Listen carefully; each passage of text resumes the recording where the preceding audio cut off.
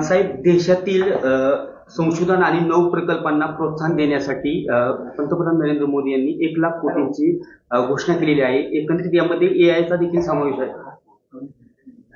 असं आजच्या वृत्तपत्रामध्ये त्याची माहिती आलेली.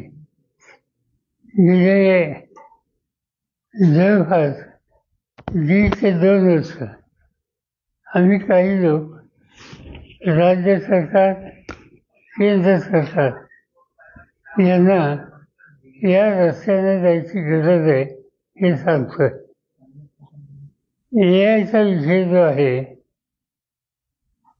हे तंत्रज्ञान जगाने स्वीकारले. ते शेतीसाठी, ते आरोग्यासाठी आहे, उद्योगासाठी आहे, नगरविकासचे जे प्रश्न असतात, म्युन्सिपाल्टी, कॉर्पोरेशन, त्याच्यासाठी आहे. आणि ही उपयुक्तता लक्षात घेऊन केंद्र आणि राज्य सरकारने निकाल घेतले पाहिजेत हा आमचा आग्रह आहे. महाराष्ट्र सरकारने मध्यंतरी बारामतीलाच येऊन पाहणी केल्यावर 500 कोटी आम्ही उपलब्ध करू म्हणून निर्णय जाहीर. पण अजून माझ्यासोबत एक सुद्धा केस आली नाही की राज्य सरकारने या 500 कोटीतून कुणाला अर्थसहाय्य केलं. माझी काही तक्रार नाही. आम्ही पुन्हा सरकारला सांगू. कदाचित त्यांची प्रोसेस चालू असते. पण जर वेळीच निकाल घेतले नाही तर या नवीन तंत्रज्ञानात योग करणारी तरुण मुलं जी आहेत ती नावळत होतात आणि ती नावळत होऊन जातात कामा नाही.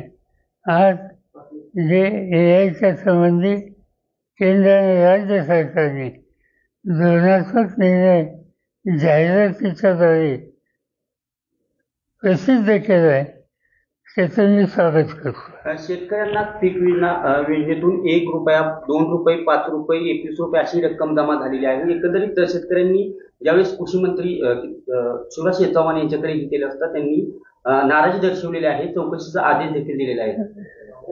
हे एक यंदाच्या वर्षी निसर्गाचा कोप, शेतीचं प्रचंड नुकसान झालं.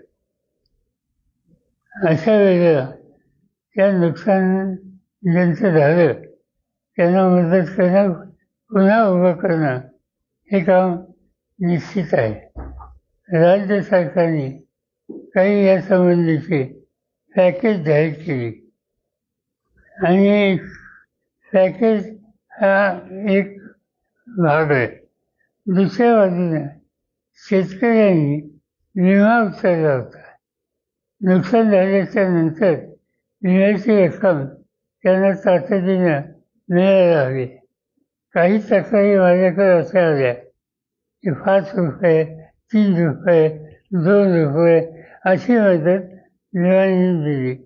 आणि आजच्या माझ्या वर्तमानपत्रात बातमीवरनं एक गोष्ट लक्षात आली की ही जी विम्याची चुकीची नीती आहे ती देशाच्या शेतीमंत्र्यांच्या लक्षात आलं आणि त्याची ते चौकशी करतात.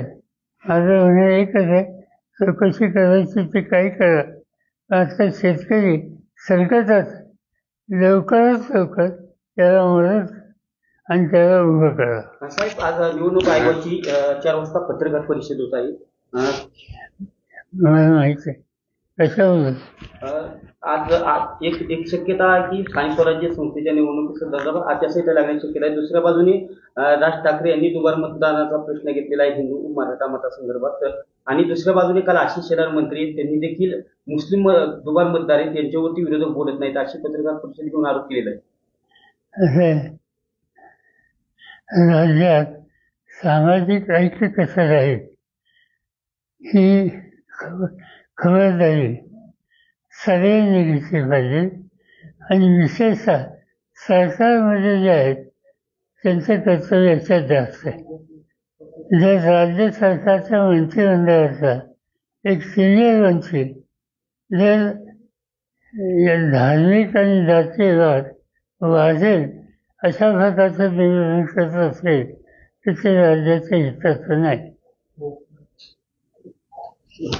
ठीक आहे.